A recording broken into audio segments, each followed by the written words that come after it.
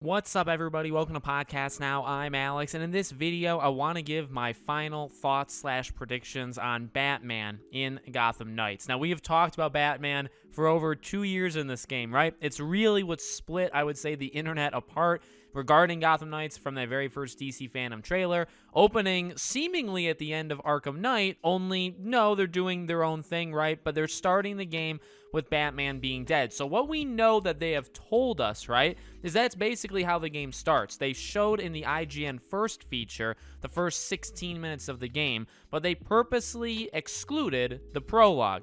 Now, there are some leaks in terms of like the art book stuff that we've talked about in kind of spoiler-filled videos. The prologue is going to be that stuff, that cutscene that you see in the DC Phantom trailer, which probably will actually be a cutscene. They use it just for trailer purposes, where Batman dies and it's the fallout. And then you start the game and you're off where we see it starting at the IGN first. Now, again, 2 years ago, I should say, I made a video talking, I believe the day after DC Phantom, and I said, I think he's alive. I don't think he's dead. Now, Warner Bros. Montreal has put a lot of stock into that he's dead, right? It's their favorite thing to say. They could be talking about a different thing altogether, but then throw in that Batman is dead. And if it's true, I really don't have all that much against it. Again, I mean, I get it. This is where the divide for the game first started, was simply Batman being alive or dead and playing as him versus not. Because originally, you know, Batman Arkham Legacy, those kind of things, we thought we were going to play as Batman, and then, you know, seemingly that didn't happen. So is he actually dead? I've always said no, he's not actually dead. I believe he's probably with the Court of Owls. I think that he's been converted into a Talon. So, you know, they posted the picture recently, right, about of the Court of Owls, and they're all like staring right into the picture. And, you know, there's a couple of them, right? There's kind of like the goons on like the edges of the picture, but then like in the center you see a couple more like the heads, and they have the, you know, the mask on, and they look a lot more human, right? Where the other ones are almost wearing different kinds of suits, right? Again, more like the ground level people. I mean, it's possible one of them, especially that far left one, could be Batman. Again, if it doesn't happen, I'm not going to be all that upset. I have bought in, at least right now. We'll see how the game does. But I've bought in, and I have always accepted that you don't always need to play as Batman. And I've stood with that idea. I don't know if it's the best idea. I don't know if it's necessarily going to work. But just the general idea that, does every game need to be an Arkham game where you need to play as Batman? No. In fact, there can be a game like this where you play as the Knights. And that's, I don't know if I bought that immediately, but maybe it took a little while, but I'm definitely there, and I've been there, I would say, for a long time. But my prediction is going to be he's not dead, and he's with them.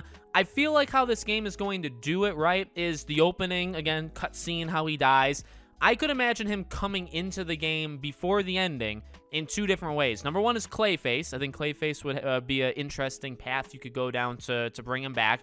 And then cutscenes. We've seen cutscenes, I guess, flashbacks with the Knights. And I feel like that's kind of likely, if I'm being honest. I think, and I've pitched this idea before, you know, the idea of it going through their emotions and their journey of like, well, we had him as like a father figure, he was our mentor, and he's gone, and can we handle this? And that, you know, they've talked specifically that like that is kind of the journey of these Knights, and that by the end of the game they really need to rise to the occasion, and they get better as the game goes on. Like, they get stronger because they have to, because there's nobody else there, right? It's just them.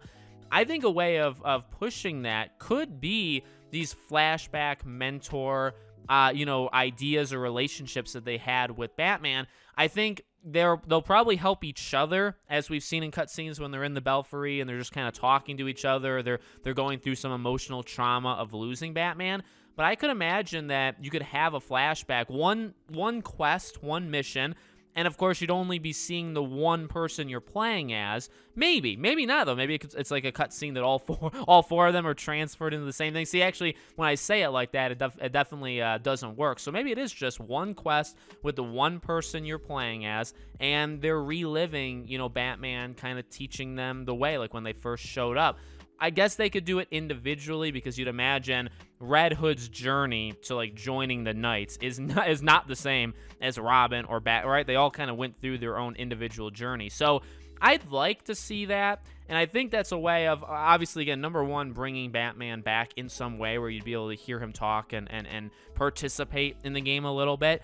But you can use, it's not like a gimmick to get him back in. Kind of it is, but not fully. It's also to further the plot of the Knights, which you have to imagine everything in this game is about that. So if you want Batman back, you got to kind of filter it into that. And even the idea of, this 4 group, right, needs to become more powerful to be able to stop the Court of Owls. And then they find out at the end of the game that Batman was taken and brainwashed, and you have to get him back. And then when he does come back, or if you do get him back, he's still a mentor, but you're kind of all more like even ground, and you could still make like a Gotham Knights 2 with the Knights. You still wouldn't play as Batman, right?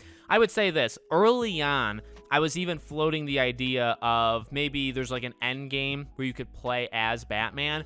I think I'll take that back. That was like a 2-year-old idea, so I think it's fair that I'm allowed to revisit that and redraft that idea.